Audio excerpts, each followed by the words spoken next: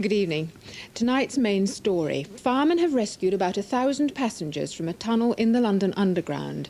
It happened at the height of the evening rush hour when the trains were packed with commuters. One train filled with smoke and was forced to stop between Wood Green and Bounds Green stations on the Piccadilly line in North London. Another got stuck behind it a few moments later.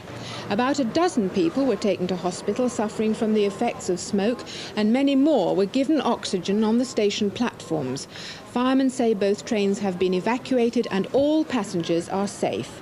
It's not known how the fire started. Tonight's other headlines.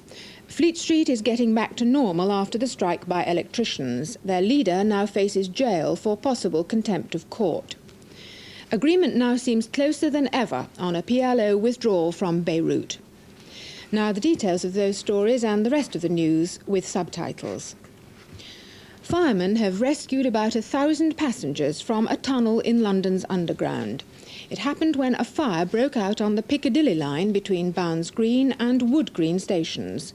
Two trains packed with rush hour travellers were forced to halt by the fire. Many passengers were later given oxygen on station platforms. A dozen were taken to hospital to be treated for the effects of smoke. Fleet Street electricians have got back to work after their 24-hour unofficial strike. This means that tomorrow's national newspapers will be printed as usual in London tonight. The strike in support of the health workers was in defiance of a court injunction.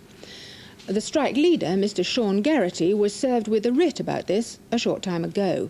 The case will come up in the High Court on Friday and means he could face jail for contempt of court. Leaders of the NGA print union tonight decided to support Mr. Garrity. They say that if the High Court penalises him or other union officials, they will take industrial action. The Health Department has criticised the effects of the current 5-day strike by many health workers. On day 3 of the industrial action, it says at least 7 districts have been left without proper emergency cover. In Jerusalem, the Israeli Prime Minister, Mr. Begin, and the American envoy, Philip Habib, have been discussing the latest peace plan for Lebanon. An official spokesman said the two men made progress, and others reports say that a settlement is imminent. However, the fighting round Beirut has continued with Israeli attacks by land, sea and air on the positions of PLO fighters. The Kray Twins, Ronnie and Reggie, were allowed out of prison today to attend their mother's funeral in East London. Mrs. Violet Kray died of cancer last week, a day before her 73rd birthday. The twins, two of Britain's most notorious criminals, are serving life sentences for murder. Newsnight at 10:45 reports on the deteriorating trade relations between Western Europe and America, which some observers say is on the verge of a full-scale trade war. John Tuser will be talking to the Deputy Undersecretary of the US Treasury, Mark Leland, who's visiting Britain.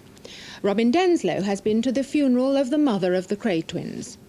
And I've been talking to that man of many parts, Jonathan Miller, whose new production of Hamlet, he's declared, will be his last theatre production. That's Newsnight at 11:15. And now for a look at the weather.